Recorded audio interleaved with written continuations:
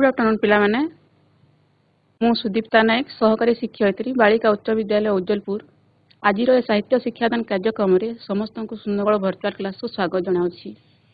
पिला माने आज आम पढ़ा पत्र लिखन विषय तुम्हें मैंने सब जानिछ। आज मोबाइल जुगरे इंटरनेट अच्छी आमर बहुत गुड़े ट्विटर अच्छी सुविधा अच्छी बहुत गुड़े क्षिप्रतर माध्यम अच्छी जोगाजोग पाई तथापि आम पत्र लिखन को गुरुत्व दौचु कहीं पत्र लिखन होउछि एक कला। यह केवल पत्र लिखिबारे सीमित न थाए, यह भाव विनिमयर एक गुरुत्वपूर्ण अंश विशेष। भाव विनिमय पई यह निहाती जरूरी। पिला माने आमे चिठी बा पत्र दुईटा जाक शब्द को व्यवहार करूँ जहाँटा कि समांतर शब्द दुईटा। तापरे चिठी शब्दर अर्थ होछि जहाँ कि आमर चिट धातुरु आनीत। चिठी शब्दर अर्थ है दूर को प्रेरण करिबा। पत्र सेहीपरि पत्र शब्द आमर पत्र बहु आग काल जेते बेले आमे संवाद प्रेरण करूथिलु सेते बेले भुजपत्र किंबा तालपत्र व्यवहार करूथिलु। तो सेइथि पई आमे एई पत्र शब्दटी आनिछु। तो पिला माने आमे ताहले पत्र लिखन विषय रे जानिबा ताहा केमिति लेखा जाय किभଳି आमे ताकू कौ शैली रे लेखिबा जानिबा पई चलो ताहे स्मार्ट बोर्ड को जिबा। पिला माने आमे देखिबा पत्र कोन। पत्र होछि भाव विनिमय पई लिखित वार्ता को पत्र कहा जाय। भाव विनिमय पई लिखित वार्ता को पत्र कहा जाय। पत्रर अर्थ होछि प्रेरित संवाद बा बाणी। आमे उद्देश्य कोन पत्र लिखिबार उद्देश्य कोन व्यक्तिगत भावरे समूह भावरे राजकार्य निमंते ओ गोपनीय भाव प्रकाश उद्देश्य रे आमे पत्र लिखि थाउ। पत्र लिखिबार मुख्य उद्देश्य होछि आमे व्यक्तिगत भावरे हो किंबा समूह भावरे हो किंबा राजकार्य निमंते एवं आमर गोपनीय भाव को प्रकाश करिया पई आमे पत्र लिखि थाउ। आमे आज जानिबा काहा पाखकु किपरि पत्र लेखा हुए और लिखिबा को थिबा विषय को केमिति रुचिकर सुखबोध और हृदयग्राही आमे करि पारिबा। पत्र लिखन प्रणाली उपरे पत्रर भिन्न भिन्न प्रकार भिन्न भिन्न पत्रर विषय उपरे आमे आज जानि परिबा। पत्र बा चिठीर उपादान। पिला माने आमे जेतेले पत्रटे लिखुछु सेथिरे विभिन्न प्रकार उपादान रही थे। मुख्यतः चारिटी उपादान हमरो रही। गोटे हैला सरलता। सरलता कहिले आमे जेतेले पत्र लिखिबा को दिबा सेति बेले निश्चित भाव में चेष्टा करिबा जे आमे सरल शब्द व्यवहार करिबा, सरल वाक्यटी व्यवहार करिबा। तापरे संक्षिप्तता। संक्षिप्तता कहिले पिला माने जेते संभव आमे पत्र को कम करिकि लेखिबा। अजथा भाव अजथा शब्द देकी अजथा वाक्य देकी आमे ताकू लंबा करिबा नाही, जहा फଳରେ कि पाठक विरक्ति मनोभाव तापरे आसीबो नाही। तापरे हमर तृतीय हैला भाव सांद्रता। भाव सांद्रता माने हैला भाव मध्यरे निबिड़ता। आमे गोटे भाव जेते लेखुछु गोटे पत्र लेखुछु तार ऊपर भाव तळर भाव समान रहिबा कथा। ता माने निश्चित भाव रे संपर्क रहिबा कथा। दुईटा जाक भाव भीतर निश्चित भाव किछि ना किछि संपर्क रहिबा कथा। ताहेले जे कि हमर पत्र जो लेखुछु से पत्रटा सुखबोध हेई पारिबो। तापरे आ गोटे सबुठ गुरुत्वपूर्ण हैला विनम्रता। गुरुत्वपूर्ण उपादान होछि विनम्रता। विनम्रता कहिले आमे जेते संभव आमर मनोभाव को आमर शब्द संयोजन को विनम्र रखिबा माने सरल रखिबा एवं टिके नम्रता रहिबा उचित। तापरे आमर पत्र कोन भलो भाबरे आमे पत्रर सैद्धांतिक को बुझी नेबा। भाव विनिमय पई लिखित वार्ता को पत्र कहा जाय। भाव विनिमय पई लिखित वार्ता को पत्र कहा जाय। भलो भाबरे मन रखिबा पिला माने भाव विनिमय पई लिखित वार्ता को पत्र कहा जाय। तापरे पत्रर प्रकार भेद। केते प्रकार पत्र आमे देखिबा को पाइथौ। साधारणतः आमे चार प्रकार पत्र देखिबा को पाइबा। गोटे हला व्यक्तिगत पत्र, सरकारी पत्र, व्यावसायिक पत्र आ गोटे निमंत्रण पत्र। एही भली भाबरे चारिटी आमे पत्र देखिबा को पाइबा। पुणी सरकारी पत्र को पुणी दि भाग विभक्त करा जाय। गोटे हला दरखास्त आ गोटे हला सरकारी निर्देशनामा। तो आज आम पे व्यक्तिगत पत्र विषय पढ़ा। व्यक्तिगत पत्र क्या कहुए? व्यक्तिगत जीवनर अनुभूति को नहीं दूर प्रियजन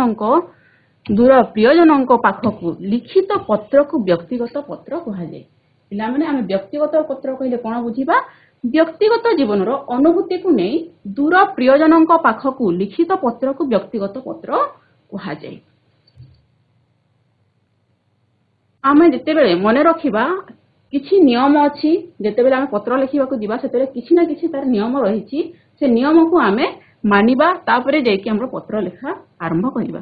प्रथम नियम हूँ प्रथमे पत्रर डाहाण पार्श्व ऊपर भाग प्रेरक जो स्थान पत्रटी लिखुंट सही स्थान नाम और केउ दिन लेखिले सही दिन बा तारीख तल भाग में लिखा जीव। यथा तिरुणा पंचायत विद्यालय एटा स्थान, एटा समय, एटा स्थान आटा समय।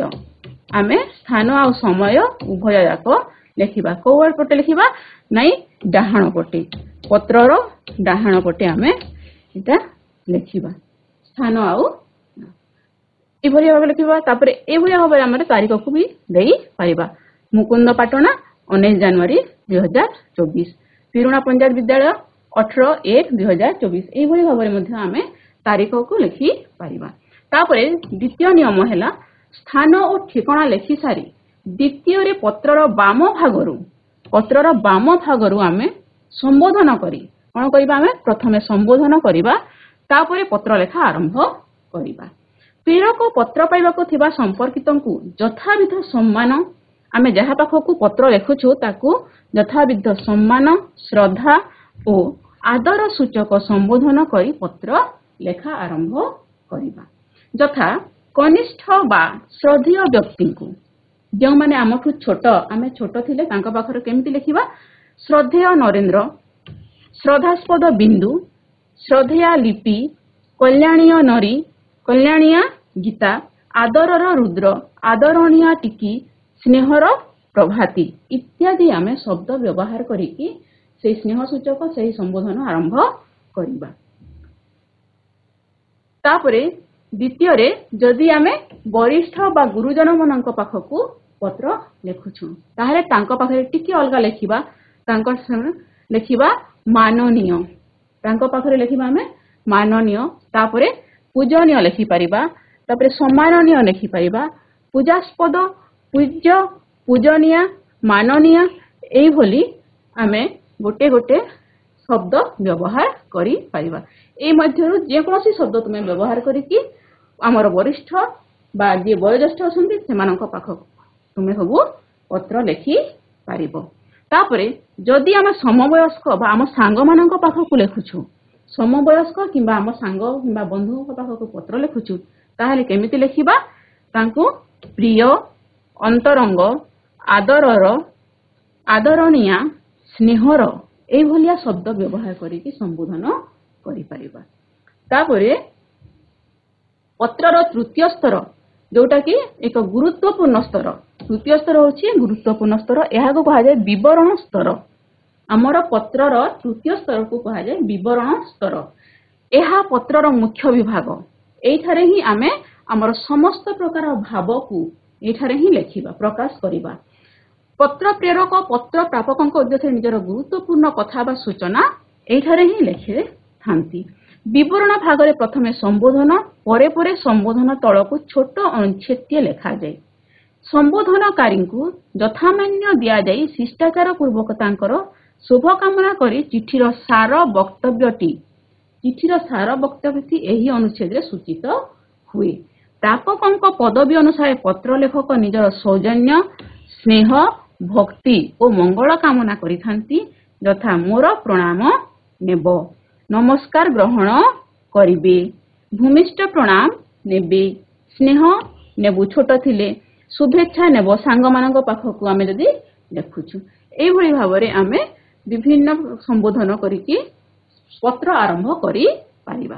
तापरे शेष अनुच्छेद होछि हमर पत्रर शुभकामना, जोठी आमे प्रकाश କରିଥାଉ। ମନେ ରଖିଥାଉ ପିଲାମାନେ, ଶେଷ ଅନୁଚ୍ଛେଦରେ ଆମେ ଶୁଭ କାମନା ହିଁ କରିଥାଉ। ଏଠି ଅଯଥା ଆଉ କିଛି ଲେଖାଯାଏ ନାହିଁ।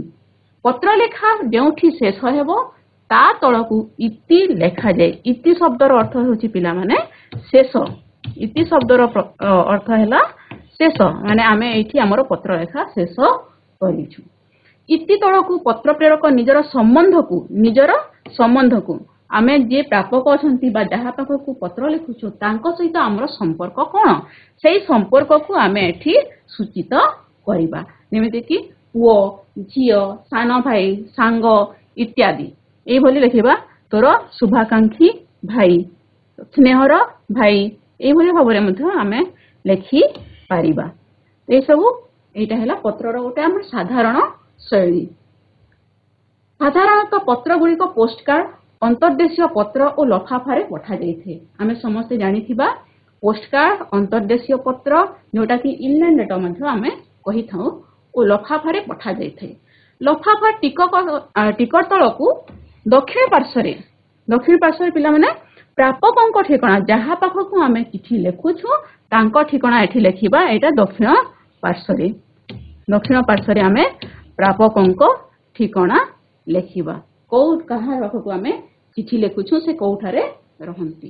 ଓ ବାମ ପାର୍ଶ୍ୱରେ ଆମେ ଲେଖିବା ପ୍ରେରକ, ଯିଏ ପତ୍ର ପ୍ରେରଣ କରୁଛନ୍ତି ବା ପତ୍ର ପଠାଉଛନ୍ତି ତାଙ୍କ ପାଖକୁ ଆମେ ଲେଖିବା ତାଙ୍କର ଠିକଣା।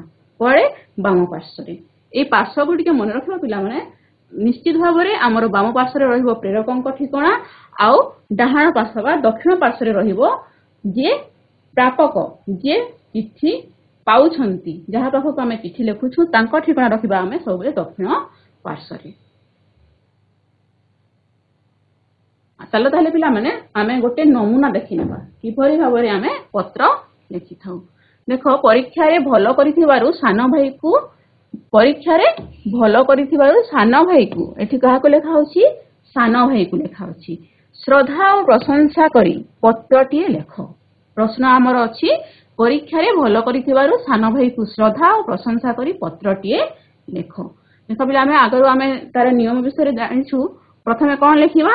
ଡାହାଣ ପାର୍ଶ୍ୱରେ ନୀଳକଣ୍ଠ ଛାତ୍ରାବାସ, ମାନେ ଏଇଟା ସ୍ଥାନ, ଡାହାଣ ପାର୍ଶ୍ୱରେ ସ୍ଥାନ ହେଇଗଲା। ତାପରେ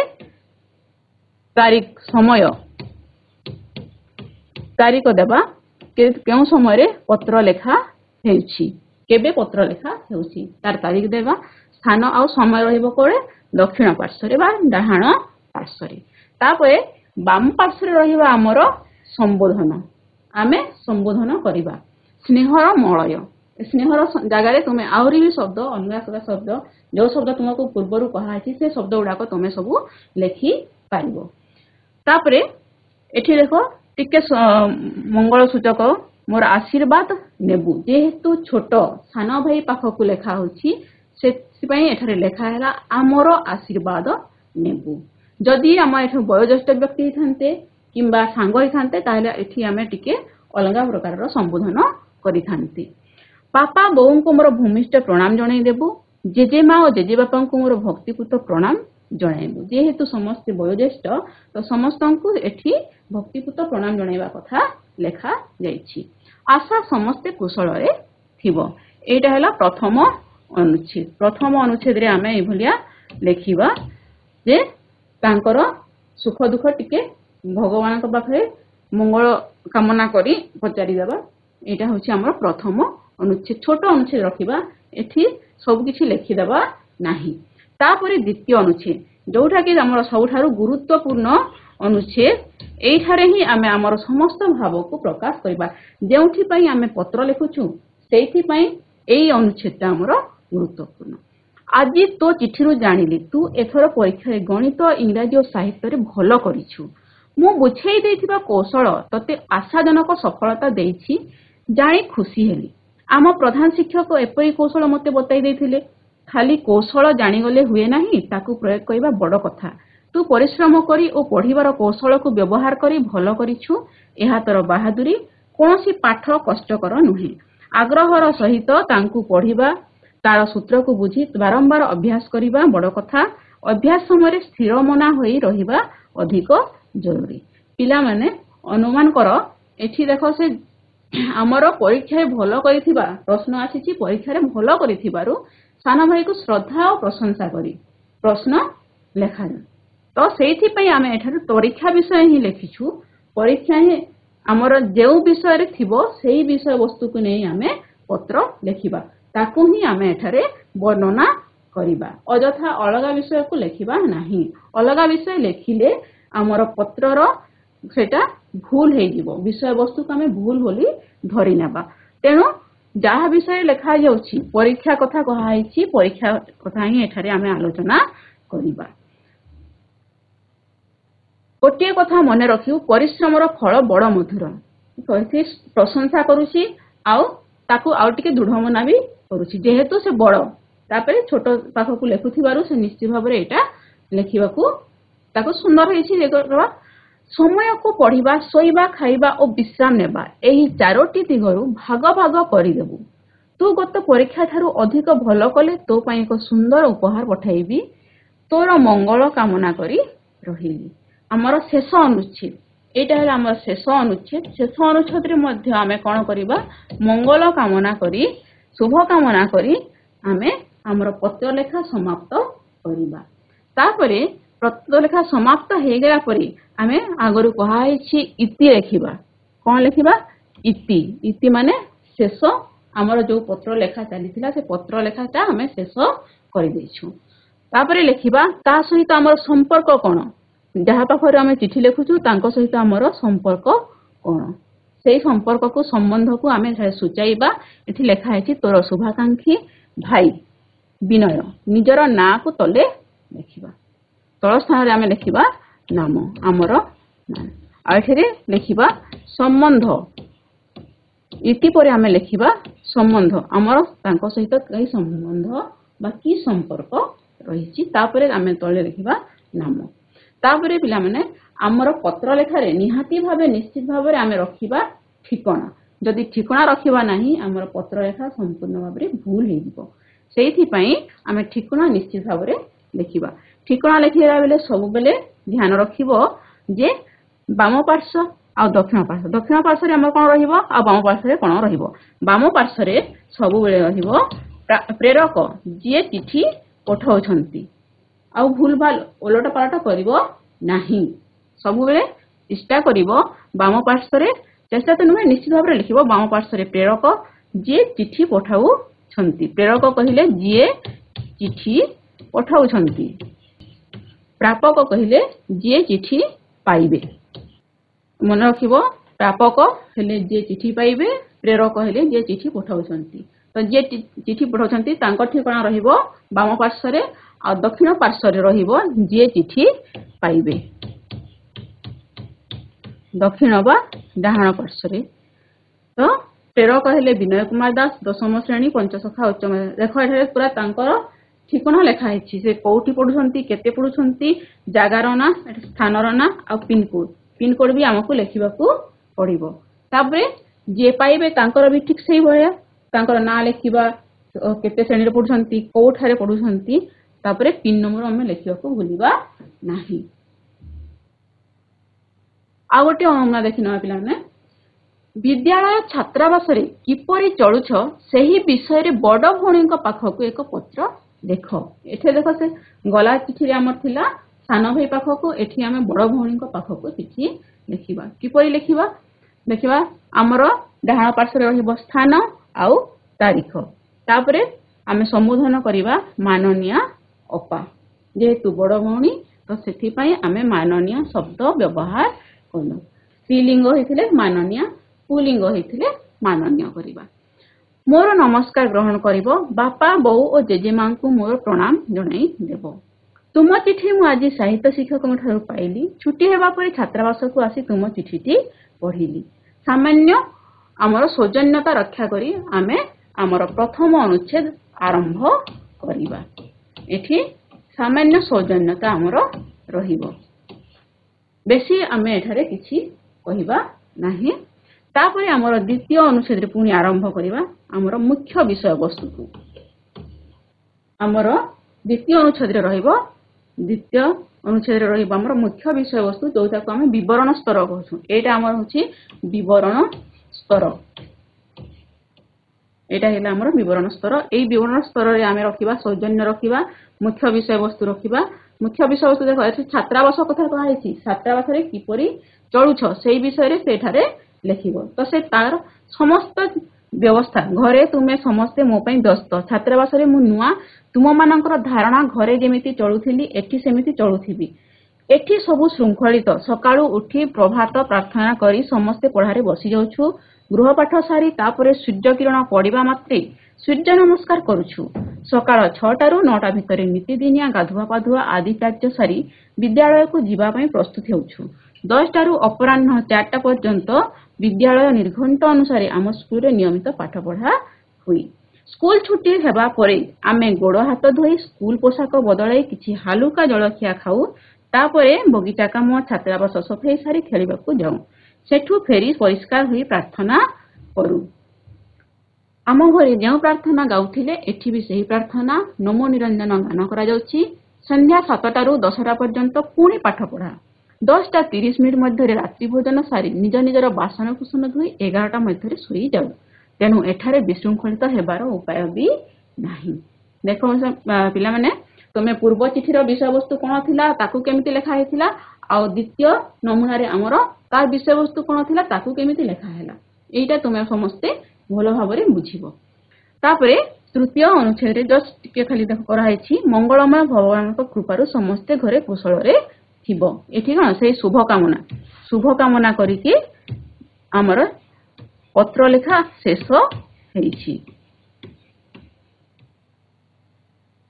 इति तुमरो सान भाई संपर्क हला थी सान भाई तेणु सान भाई लेखा हला पुना तापरे पुणी ठिकाना लेखिबा प्रेरक लेखिबा प्राप्ति प्राप्ति कहिले से समान कथा प्रापक बा प्राप्ति जे चिठी पाइबे एटा समान कथा आमे अलगा शब्द खाली व्यवहार करिछु हैना तो सेठी पई देखा हबटा सरोज कुमार नायक पॉलिसी छात्रावास गड़माणिकेश्वरी उच्च विद्यालय सुंदरगढ़ 3 तापरे जे पाउछंती तांकर मध्य समस्त प्रकार नाम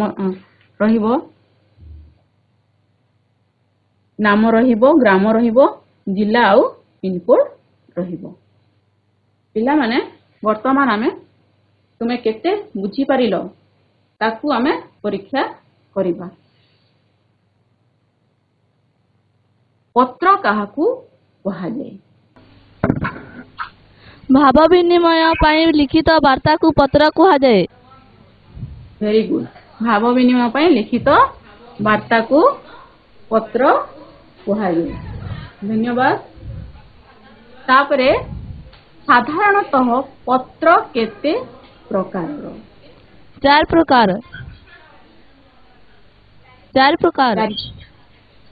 कौन कौन सरलता संक्षिप्तता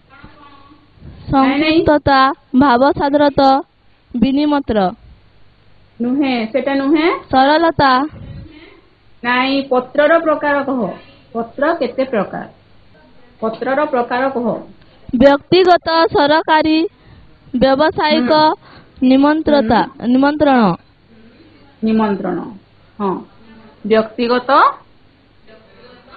पत्र 4 प्रकार कौन कौन व्यक्तिगत व्यावसायिक लेखी अनुसार आउ सरकारी आमे एभली भाबरे 4 प्रकार पत्र लिखि थाउ व्यक्तिगत पत्र व्यावसायिक पत्र निमंत्रण पत्र और सरकारी पत्र पुणी सरकारी पत्र को आमे 2 भाग करि थाउ गोटे हला दरखास्त लिखन आ गोटे हला सरकारी निर्देशनामा तापरे पिला माने व्यक्तिगत पत्र कोन जनता हाई स्कूल रुड़ा माई कौन करो जनता हाई स्कूल रुड़ा माई कौन करो जोटा आमे निजे सांग पाख को लेखि ताउ सेटा व्यक्तिगत पत्र सांग पाख को खाली सांग पाख को की आउ बापा माँ आई अजा सब मन हाँ हाँ व्यक्तिगत भाव नहीं हाँ व्यक्तिगत भाव को आमर व्यक्तिगत जीवन अनुभूति को नहीं दूर प्रियजन पाखक आमर दूर प्रियजन पाखक व्यक्तिगत जीवन अनुभूति को नहीं दूर प्रियजन पाखक लिखित पत्र को व्यक्तिगत पत्र कहुए। तापरे गोटे पूर्णांग पत्रर 4टी उपादान गुड़िक कौन कौन आमे जानिछु। पूर्णांग पत्र लिखिबारे 4टी उपादान सरलता संक्षिप्ता संक्षिप्ता भाव सांद्रता और विनम्रता। भाव सांद्रता कहले कोन बुझो? भाव सांद्रता और विनम्रता। हाँ भाव सांद्रता कहले कोन बुझो?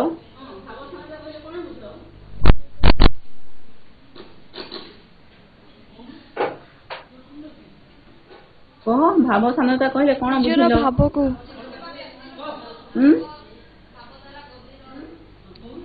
निजे कह कोन बुझिलो? व्यक्तिर भाव ए देख उपादान होछि भाव सांद्रता तृतीय उपादान भावर निबिड़ता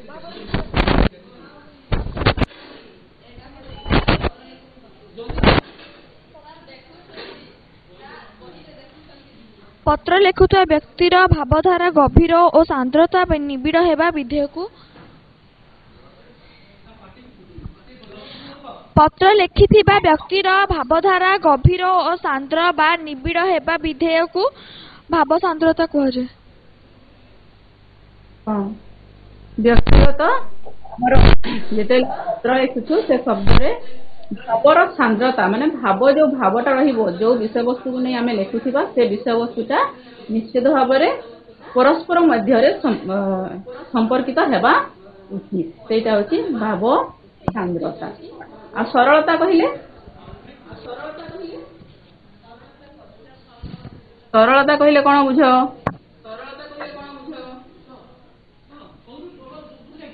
जोटा आमे सरल भावरे लेखि पारू सेटा को कहा जाए। हाँ शब्द रे सरलता सरल शब्द व्यवहार करिबा सरल वाक्य व्यवहार करिबा अजथा आमे जटिल वाक्य को व्यवहार करी पत्र को विरक्तिकर करिबा नाही। आ संक्षिप्तता जोटा आमे संक्षेप रे लिखि थाउ। हाँ संक्षेप रे यथा संभव कम करिकि आमे लेखिबा अजथा गोटे कथा को बुलेई मांकी कहिबा नाही कि अजथा ताको बेसी बेसी लेखिबा नाही जहा फଳରେ कि पाठक मन रे विरक्ति भाव आसीबो नाही। ताहेले जाई कि हमको भलो लागिवो बा जे पत्र पाउछंती जे पढिबे तांकर पढिबार धैर्य भी रहिबो आ से बुझिया को चेष्टा भी करिबे। विनम्रता जोटा में नम्रत भावरे जोटा में नम्रत भाव लिखि थाउ। नम्रता भावरे कहिले हमर शब्द रे टिके शालीनता रहिबो निश्चित भाव रे जहा पाख को लिखुछु आमे शब्द रे शालीनता रखिबा ताहेले जेकी ताकू आमे विनम्रता कहिबा। तापरे पत्रर केउ पार्श्वरे स्थान और तारीख लेखा जाइथे? पत्रर केउ पार्श्वरे स्थान और तारीख लेखा जाए? बाम पार्श्वरे बाम पार्श्वरे बाम पार्श्वरे बाम पार्श्वरे बाम पार्श्वरे बाम पार्श्वरे स्थान और तारीख बाम पार्श्वरे नुहे दक्षिण पार्श्वरे। हाँ दक्षिण पार्श्वरे किंबा दक्षिण पार्श्वरे हाँ दक्षिण पार्श्वरे किंबा डाहाण पाखरे जोटा कि हाँ दक्षिण पार्श्वरे आमे लिखि थाउ स्थान और तारीख। संबोधन करी पत्र लेखिबा केउ पार्श्वरु आरंभ करा जाए? बाम पार्श्वरु बाम पार्श्वरु हाँ बाम पार्श्वरु आमे संबोधन करिके पत्र लेखिबा आरंभ करिबा। पत्रर तृतीय स्तर को कोन कहा जाए? विषय वस्तु विषय वस्तु विषय वस्तु केउ स्तर कहा जाए? केउ स्तर कहा जाए?